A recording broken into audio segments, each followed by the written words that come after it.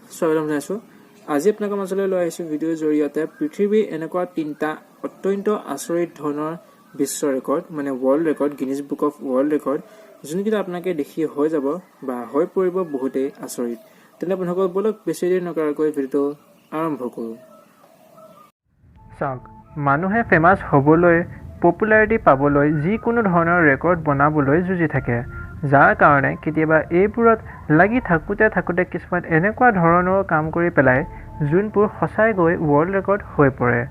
বন্ধুসকল, আজি মোৰ এই ভিডিঅ'টোত এনেকুৱাই কিছু আচৰিত ধৰণৰ ৱৰ্ল্ড ৰেকৰ্ডছৰ বিষয়ে জানিবলৈ পাব আৰু আপুনিও হৈ পৰিব একদম আচৰিত। তেন্তে ব'লক আৰম্ভ কৰোঁ। বন্ধুসকল, ব'লক প্ৰথম নম্বৰটো চাওঁ। পৃথিৱীৰ সৰ্বতকৈ দীঘলকৈ টানিব পৰা ছাল। এইজন ব্যক্তি হৈছে ইংলেণ্ডৰ।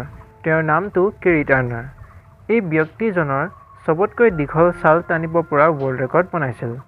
গেৰীয়ে একচুৱেলি এটা বেলেগ ধৰণৰ বেমাৰ আছে, যাৰ কাৰণে তেওঁৰ এনেদৰে ইমান দীঘলকৈ ছালটো মানে স্কিনটো টানিব পাৰি। তেওঁৰ স্কিনটোক 6.2 ইঞ্চৰলৈকে দীঘলকৈ টানিব পাৰে আৰু লগতে তেওঁৰ ডিঙিৰ ছালটো টানি আনি মুখলৈকে লৈ আনিব পাৰি।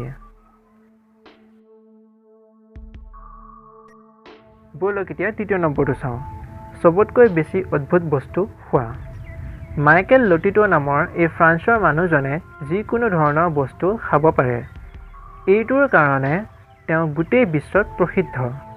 তেওঁ যিকোনো ধৰণৰ বস্তু খাব পাৰে, যেনেকৈ হয়তো চিচা হওক বা লোহাৰ আদি সকলো বস্তু তেওঁ খাই হজম কৰিব পাৰে, যাৰ কাৰণে মাইকেলে যিকোনো বস্তু খাব পৰা গিনিজ বুক অফ ৱৰ্ল্ড ৰেকৰ্ডত নাম বহাই ল'লে। ব'লক এতিয়া 3 নম্বৰটো চাওঁ। পৃথিৱীৰ সৰ্বতকৈ দীঘল নখ। বন্ধুসকল, 45 বছৰীয়া এই ক্ৰিছ ৱাল্টন নামৰ মহিলাজনীয়ে পৃথিৱীৰ সৰ্বতকৈ দীঘল নখৰ ৱৰ্ল্ড ৰেকৰ্ড বনাইছে। এই মহিলাজনী লাছ ভেগাছৰ নেভাডা নামৰ জেগাখিনিৰ হয়। তেওঁ কৈছে যে তেওঁ 24 বছৰৰ পৰা নখ নাই কটা। তেওঁৰ সোঁ হাতখনৰ নখৰ দীঘলটো হৈছে 12 ফিট 1 ইঞ্চ দীঘল আৰু বাওঁ হাতৰ নখৰ দীঘল হৈছে 11 ফিট 10 ইঞ্চ।